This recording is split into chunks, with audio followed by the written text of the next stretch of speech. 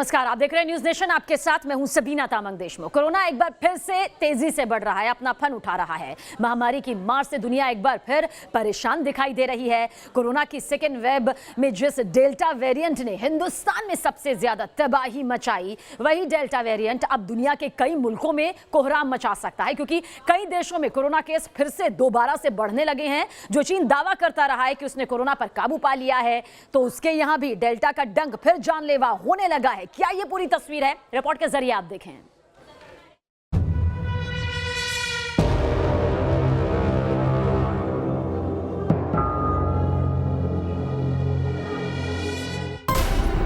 दुनिया पर dangerous delta का डंक।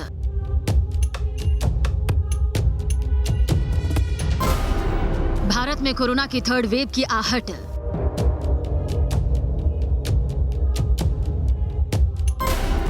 डेल्टा वेरिएंट के अटैक से सहमी दुनिया।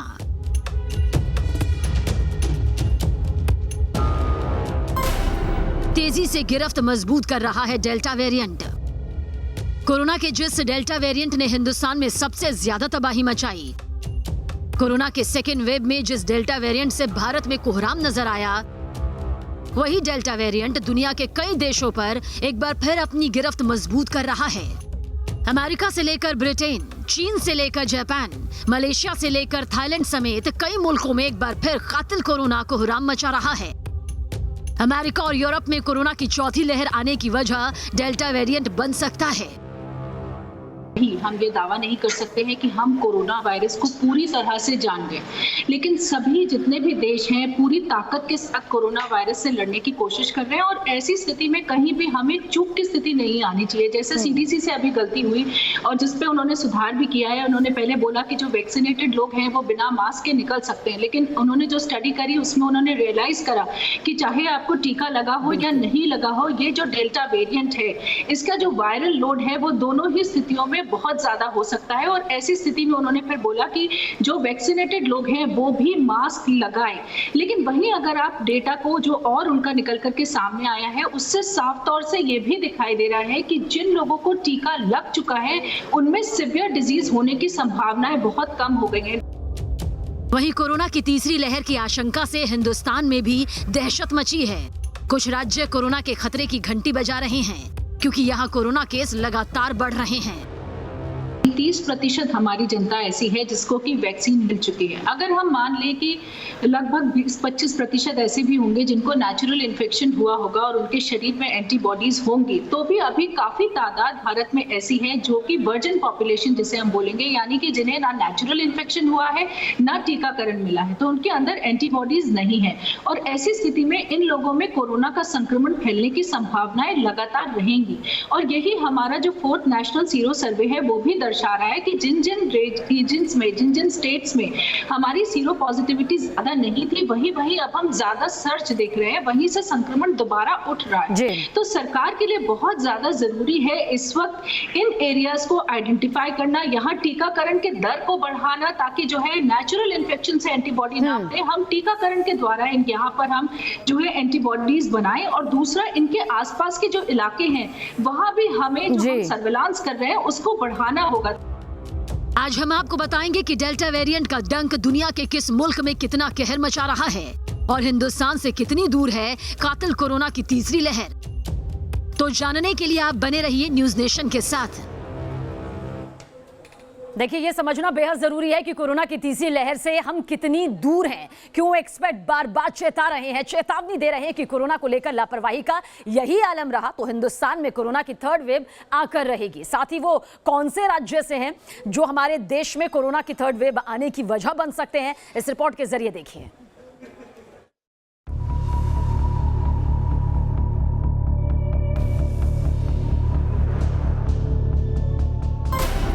कोरोना की तीसरी लहर से कितनी दूर है हिंदुस्तान?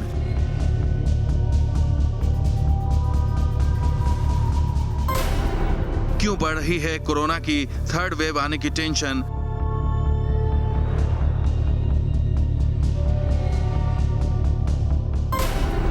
कौन साबित हो सकते हैं थर्ड वेव के सुपर स्प्रेडर?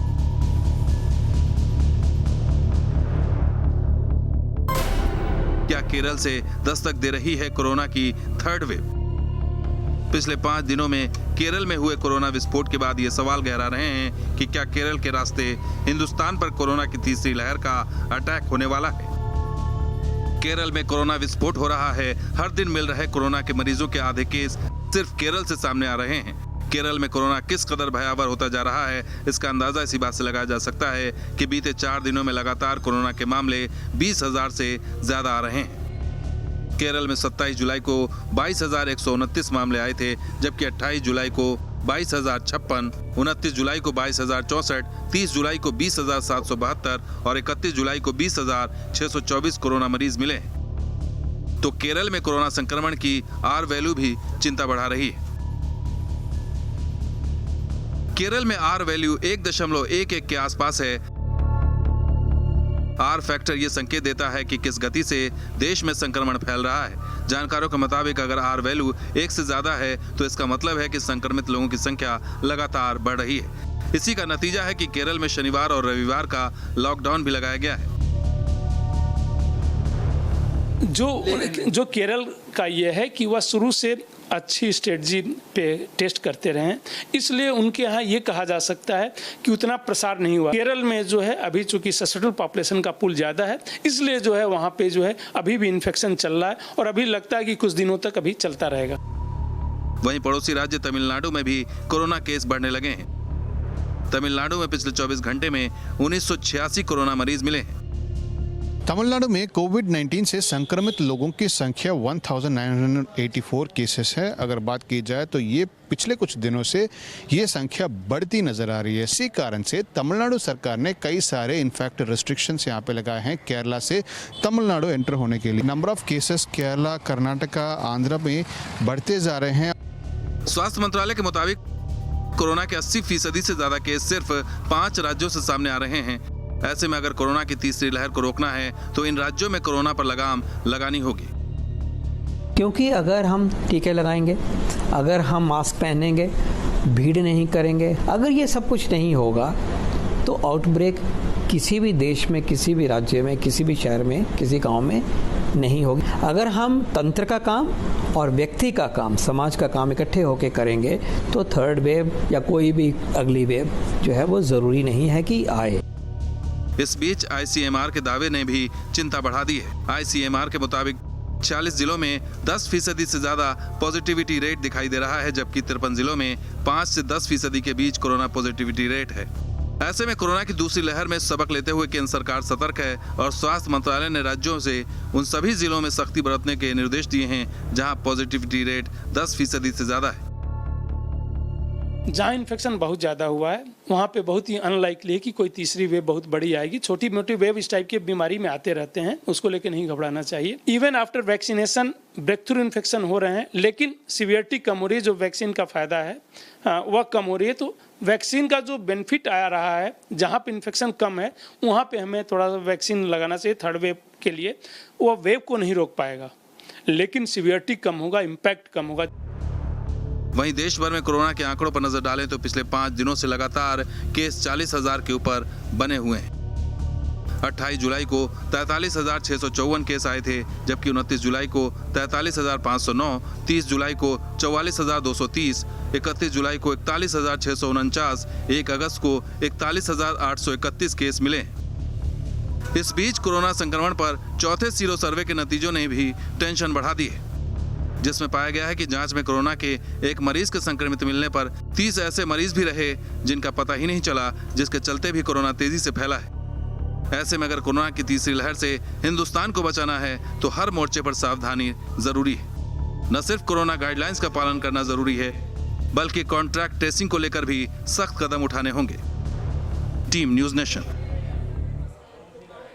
चलिए अब आपको ये समझाते हैं कि देश में कोरोना की तीसरी लहर अगर आई तो इसके लिए जिम्मेदार राज्य आखिर कौन हो सकते हैं, क्योंकि इन राज्यों में कोरोना के मरीज तेजी से बढ़ रहे हैं। फैक्ट्स के जरिए हम आपको बताएंगे, उन आंकड़ों के जरिए बताएंगे जो पिछले 24 घंटे में दर्ज किए गए हैं, जिन्हें समझना बेहद जरूरी यहां पर हो जाता है। देखिए, केरल सबसे पहले नंबर पर, क्योंकि 20,624 पिछले 24 घंटे में सामने मामले आए हैं। मामले कम होने का नाम नहीं ले रहा है। महाराष्ट्र का जिक्र करें तो 6,959 मामले पिछले 24 घंटे में दर्ज किए गए। वहीं आंध्र प्रदेश का भी जिक्र कर लेते हैं, 2,058, कर्नाटक में 1987, तमिलनाडु में 1986 मामले जो हैं वो पिछले 24 घंटे में सामने आए हैं। बाकी राज्यों का जिक्र करें तो वो मामले तेजी से कम हो रहे हैं, लेकिन ये वो राज्य हैं जहां पर मामलों में उस हद तक कमी नजर नहीं आ रही जिस हद तक उम्मीद यहां पर की जा रही है। अब आपको एक ऐसी तस्वीर दिखाने जा रहे हैं जिसे देखने के बाद आप खुद समझ जाएंगे कि क्यों हमारे देश में कोरोना का खतरा फिर से बढ़ने लगा है, क्यों तीसरी लहर से हम ज्यादा दूर नजर नहीं आ रहे। क्योंकि लोगों को बार बार समझाया जा रहा है, सरकार भी बार बार अपील कर चुकी है,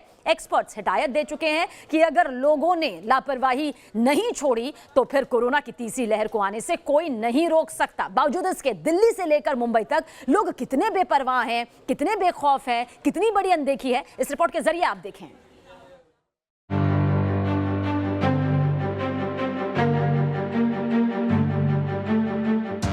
चेहरे पर मास्क नहीं है, मास्क बस दिखावे के लिए लटका रखा है। कोई सोशल डिस्टेंसिंग नहीं है। बाजार में भीड़ में लोग मास्क नहीं लगा रहे हैं। कोरोना को लेकर लोगों की लापरवाही की ये तस्वीरें देश पर भारी पड़ सकती हैं। कोरोना की सेकंड वेव की दहशत अभी खत्म नहीं हुई, लेकिन लोगों का ये रवैया कोरोना की तीसरी लहर आने की वजह बन सकता है। ये तस्वीरें माया नगरी मुंबई की हैं, वही शहर जहां से कोरोना की सेकंड वेव की शुरुआत हुई थी। लेकिन अब केस कम हुए तो लोग किस कदर लापरवाह हो गए, इसकी तस्दीक इन तस्वीरों से हो रही है। देश की आर्थिक राजधानी मुंबई समेत पूरे महाराष्ट्र में कोरोना की दूसरी लहर में जैसे जैसे आंकड़े कम होते हुए नजर आ रहे हैं, वैसे वैसे कोरोना नियमों का उल्लंघन करते हुए भी लोग नजर आ रहे हैं। और अभी फिलहाल के लिए भले ही मामले कम हो, लेकिन कोरोना की दूसरी लहर में जिस तरह से मौत का तांडव देखने को मिला था, जिस तरह से कोरोना के आंकड़े बहुत ज़्यादा देखने को मिले थे, वैसे ही अब कोरोना की तीसरी लहर में अगर सावधानी नहीं बरती तो कोरोना की तीसरी लहर में भी कोरोना के आंकड़े और मौत के आंकड़े बहुत बढ़ सकते हैं। महाराष्ट्र में पिछले 24 घंटे में 6,959 केस सामने आए हैं, लेकिन चिंता ये है कि महाराष्ट्र में पिछले एक महीने से कोरोना के केस हर दिन औसतन 7,816 मिल रहे हैं, जिसका मतलब है कि महाराष्ट्र में एक बार फिर कोरोना के कहर का अलार्म बज रहा है। मुंबई ही नहीं, देश की राजधानी दिल्ली में बाजारों में बढ़ती भीड़ टेंशन दे रही है। ये तस्वीरें दिल्ली के सरोजनी नगर मार्केट की हैं।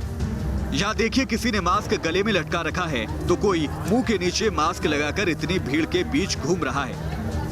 कोरोना की दूसरी लहर के बाद ये कयास लगाए जा रहे थे कि अब लोग सावधान रहकर लापरवाही नहीं करेंगे, लेकिन अब धीरे धीरे फिर से कोरोना के मामले फिर से रफ्तार लेने लग गए हैं। बाजार में लगातार बढ़ती लापरवाही एक डर साबित हो रहा है, लेकिन लोग को ज़रा भी खौफ नहीं है।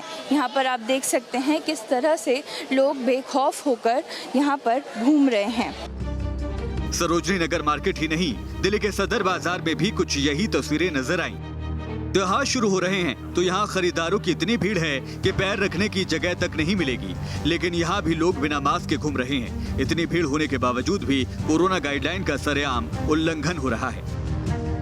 लोग आपको यहाँ पर बिना मास्क के दिखाई पड़ेंगे, बिना किसी कोविड के एहतियात के दिखाई पड़ेंगे, और तीसरी लहर के बारे में जैसे लगता है इन्हें पता है नहीं, और कोरोना के बारे में तो शायद कभी सुना था ही नहीं। जितने भी लोग आपको यहाँ मिलेंगे वो ऐसे ही बेपरवाह घूमते हुए दिखाई पड़ जाएंगे। आप लोग बिना मास्क के ऐसे ही बिना, अरे भैया मास्क से क्या करने की क्या जरूरत है, मास्क से भी बीमारी, सारी बीमारी।